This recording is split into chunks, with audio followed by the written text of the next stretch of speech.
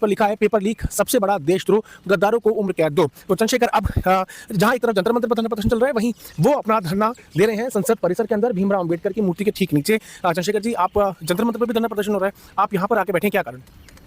देखो, कल मैं प्रोटेस्ट में गया था और इतना बड़ा जो है जनसमूह उतरा था नौजवानों का, जिसमें लड़के लड़के सब थे। उनका फेस देख के पता लगता था, उनके बोलने के तरीके से, कि वो स्टूडेंट हैं, किसी पार्टी के वर्कर नहीं है।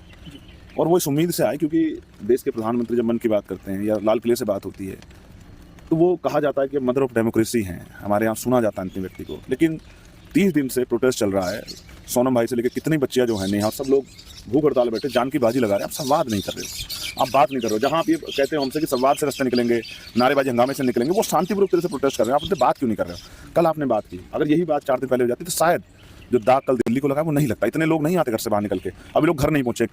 कितने लोग सही हैं, कितने का स्वास्थ्य अच्छा, कितने को चोट लगी है, कितने क्रिटिकल कंडीशन है। जब मैं रात ऑफिस गया अपने, क्योंकि जैमर्स लगे हुए थे, फोन जो है यूज नहीं हो पा रहे थे, तब मैंने देखे विजुअल्स किस तरह का अन्याय हुआ। लाठी पीटी को नौजवान किस तरह तन के खड़ा था कि मारो मारो, लाठी खा रहा था लेकिन हट नहीं रहा था।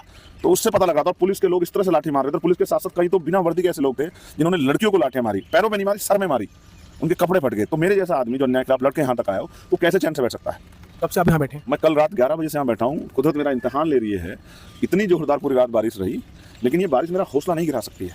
मैं जहाँ बैठा हूँ, डॉक्टर बाबा साहब अम्बेडकर, संविधान निर्माता डॉक्टर बाबा साहब अम्बेडकर की स्टैचू है। वो संविधान जो हमें शक्ति देता है संघर्ष करने की, उसके आर्टिकल जो हमें हिम्मत देते हैं, जो हमें अधिकार देते हैं, अवसर देते हैं, उन्हीं की वजह से, जिसके आर्टिकल 330 की वजह से मैं इस सदन का मेंबर बन पाया हूँ। क्या मांग आप कर रहे हैं? देखो, वो बच्चों की जो मांगे वही मांगे, मेरी कोई अलग मांग नहीं है।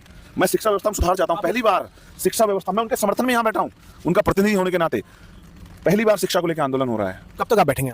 सरकार जब तक संवाद करके उनकी मांग सुन के रास्ता नहीं निकालती, इस्तीफा नहीं हो रहा जब तक धर्मेंद्र प्रधान का, तब तक आप इस्तीफा हो जाए और ना भी हो इस्तीफा।